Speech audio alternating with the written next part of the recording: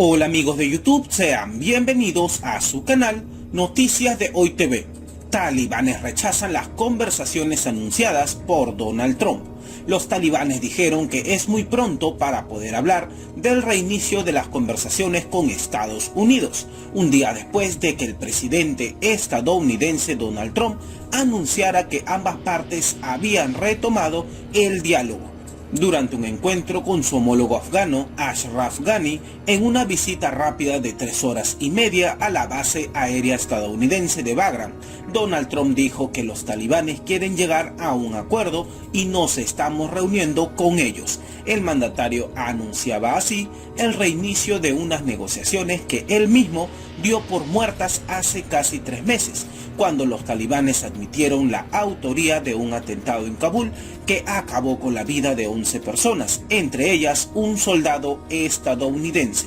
Donald Trump no desveló detalles de la naturaleza de esas reuniones, subrayando que los insurgentes están dispuestos a un alto al fuego, algo a lo que se habían negado hasta ahora. Por su parte, el presidente afgano destacó durante su encuentro con Donald Trump la necesidad de un alto al fuego en Afganistán. En la reunión entre ambos mandatarios, también se habló de los importantes progresos hechos conjuntamente sobre el campo de batalla, en la que es la guerra más larga de Estados Unidos, que comenzó en 2001 con el derrocamiento del régimen talibán. La oposición al gobierno de Donald Trump califica la visita del mandatario a Afganistán como una estratagema para desviar la atención sobre el juicio político que pone en riesgo su carrera electoral. Los talibanes están diciendo que es muy pronto para hablar del reinicio de conversaciones con los Estados Unidos al día siguiente que el presidente Donald Trump en Afganistán anunciara que ambas partes habían retomado el diálogo. El talibán quiere llegar a un acuerdo. Tiene que ser un buen trato, pero veremos si quieren llegar a un acuerdo. Y si ellos quieren hacer un trato, es porque ustedes están aquí haciendo un gran trabajo. Esa es la única razón. Trump hizo una visita sorpresa el jueves a las tropas estadounidenses en la base aérea de Bagram, al noroeste de Kabul, para celebrar con los soldados el Día de Acción de Gracias. El mandatario, en su primer viaje a Afganistán, se reunió con su colega afgano, Ashraf Ghani, luego que en septiembre decidiera suspender abruptamente las conversaciones con el talibán tras un atentado en Kabul en el que murieron 12 personas, entre ellas un estadounidense, justo cuando, según las partes, estaban a punto de alcanzar un acuerdo. Al comienzo de este mes, el talibán liberó a 2 académicos que mantenían como rehenes desde el 2016, el estadounidense Kevin King y el australiano Timothy Weeks, a cambio de 3 de sus militantes. Trump afirmó que las tropas norteamericanas se quedarán en Afganistán mientras no haya un acuerdo o hasta que se produzca una victoria total. Nos quedaremos hasta que se logre un trato u obtengamos la victoria total. Unos 13.000 soldados norteamericanos permanecen en Afganistán 18 años después que Estados Unidos invadiera el país para luchar contra el talibán, tras los ataques terroristas del 11 de septiembre del 2001. Diferentes políticos afganos y expertos regionales no creen que el gobierno de Trump y sus aliados busquen en realidad la paz en Afganistán, dado que, afirman, ellos mismos crearon las bandas extremistas en la región y luego las trasladaron a suelo afgano.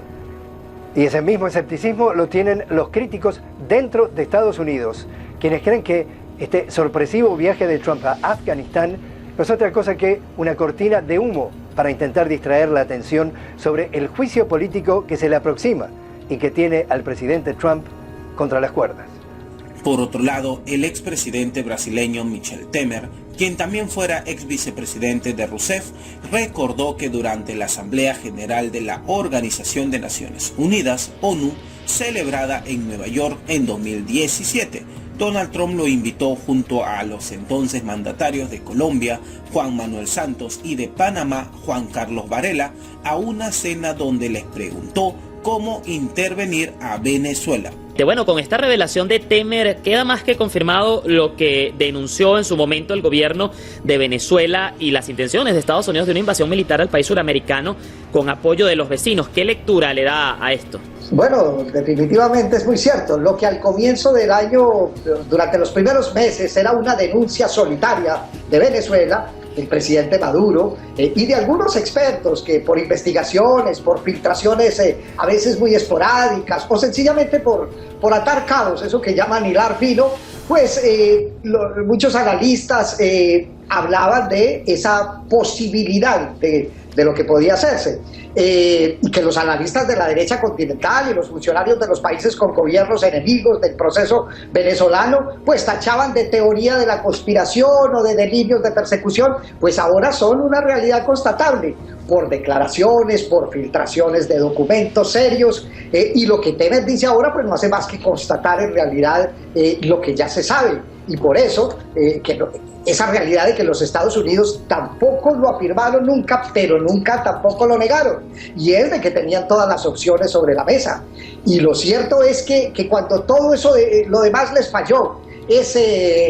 fue un fiasco el concierto de payasos en la frontera, esa ayuda económica de mentiras de la USAID, esa autoproclamación en una calle encima de una tarima de Juan Guaidó, también de la preocupación hipócrita de muchos gobiernos vecinos como el de Duque en Colombia o el de Piñera en Chile, pues los funcionarios estadounidenses empezaron a seriamente a valorar esa opción. Todas las opciones están sobre la mesa, lo dijeron, y la invasión era una de ellas. Lo que pasa también es que esa opción no caló mucho en la mayoría de los países latinoamericanos, que aunque querían y pretendían la caída de Maduro, sabían que esa chispa podía incendiarles también la pradera, en otros niveles, en otras dimensiones aún más peligrosas para ellos mismos. Si pudiera considerarse que la atención de la administración Trump se ha desviado un tanto de Venezuela, más allá de, como hemos visto, las sanciones que ha impuesto en los últimos meses al país,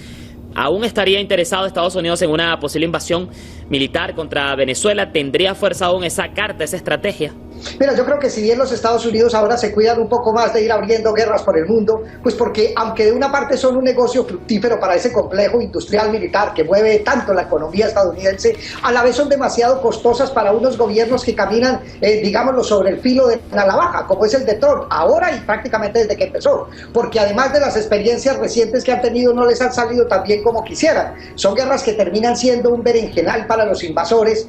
que ciertamente tienen una capacidad militar para asolar un país, pero donde el problema no es invadir sino mantenerse, controlar en lo político, en lo económico la nación ocupada, y eso implica costos para un gobierno y para un partido en los Estados Unidos. Y además porque es claro que en líneas generales, pues ya lo dije, los gobiernos de América Latina, con algunas contadísimas excepciones, no apoyan esa confrontación abierta. De todas maneras, para finalizar, yo creo que no se puede descartar que como no se pudo descartar antes, no se puede descartar ahora, que esa siempre es una opción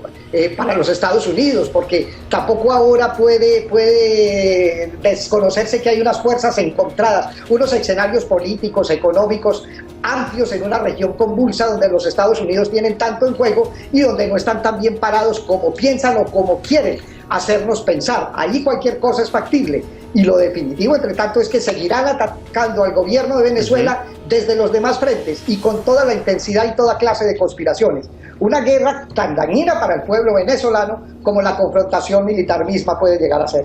El ejército estadounidense ha desplegado equipos militares cerca de campos petroleros al norte de Siria. Así también lo ha confirmado el vicecanciller ruso Mikhail Bogdanov, que denunció que la concentración de equipos militares estadounidenses en la zona de los campos petroleros provoca una escala de tensión en la nación siria, recalcando que los Estados Unidos usa la guerra contra el terrorismo en Siria para traficar y contrabandear el petróleo para su propio beneficio. En esa oportunidad, el ente de defensa de Rusia reiteró que el derecho internacional no contempla las acciones ilegales que impulsa a Estados Unidos en Siria. También Rusia aseveró que Estados Unidos está intensificando la tensión en Siria tras la presencia militar cerca de los campos petroleros que están al noreste sirio. Se trata de decenas de unidades de equipos militares desplegados en esta área, que se considera uno de los principales centros de producción de petróleo del país árabe. Ya el presidente de los Estados Unidos, Donald Trump, había ordenado retirar las tropas de la zona fronteriza con Turquía a inicios de octubre de este año. A pesar de esa decisión, el Pentágono anunció el 1 de noviembre que sus soldados permanecerán desplegados en su provincia, en el noreste del país árabe, para proteger los campos petroleros de la zona y además impedir que el Estado Islámico acceda a esos recursos. Asimismo, a principios de noviembre se reportó que Estados Unidos había comenzado la construcción de 2 nuevas bases militares al noreste de Siria, una zona rica en petróleo. Además, se informó que Washington había enviado a la región entre 250 a 300 soldados adicionales, vehículos blindados, armas pesadas y municiones. Y según fuentes locales, el ejército estadounidense se está preparando para crear nuevas bases militares en Siria.